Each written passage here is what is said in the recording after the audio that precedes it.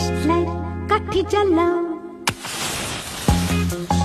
আহা আহা আহা, একটা দেশলাই কাঠি জ্বালাও, তাতে আগুন পাবে,